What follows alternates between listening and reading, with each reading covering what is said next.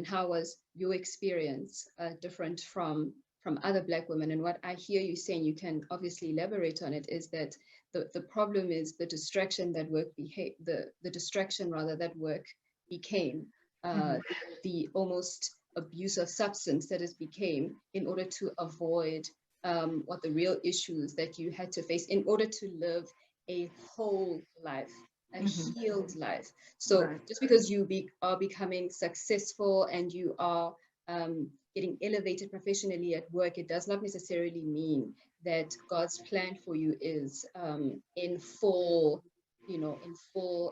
progression. Can you just expand a bit on that, on the question? Oh, absolutely. And I agree with you, because God meets us where we are, as long as we're honest and we're willing to be transparent with him, because he knows all things. And Black women, white women, any women who are working hard is a blessing as they fulfill the calling on their life.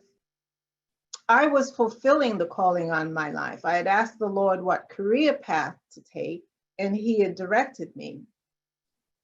The issue was that was all I was doing. I purchased a home that I had the closets filled with appropriate clothes for work, appropriate clothes for vacation, appropriate down play clothes, but I would come home maybe 11 o'clock at night. And on Saturday nights, 12, 1 o'clock in the morning, hanging out at church literally all day. And on Sundays, I was in board meetings, or at one point, I was a member of the Allegheny East Executive Committee. So I would be on Sundays either at a board meeting or at a conference meeting. And on Monday through Fridays, I was working.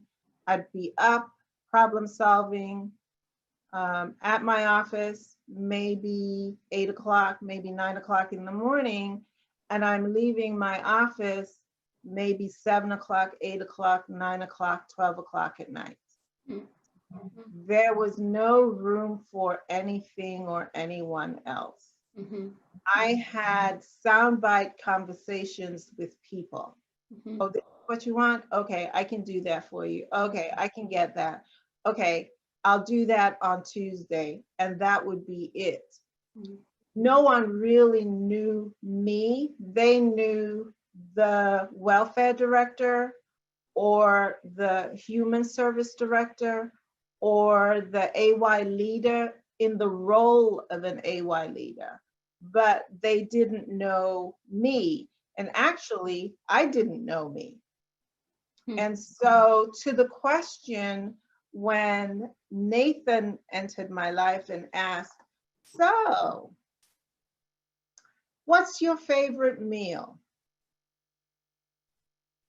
I was shocked. It had never occurred to me what my favorite meal was. You went out to eat and you ate because you were hungry.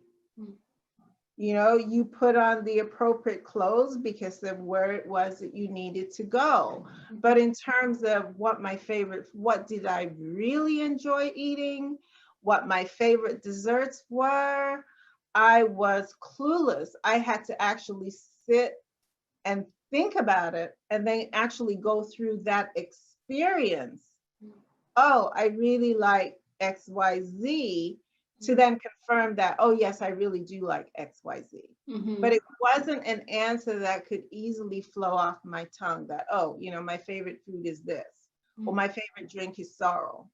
I really didn't know what those favorite things were. I did those things because it met a need. It met a need for hunger, this met a need for thirst,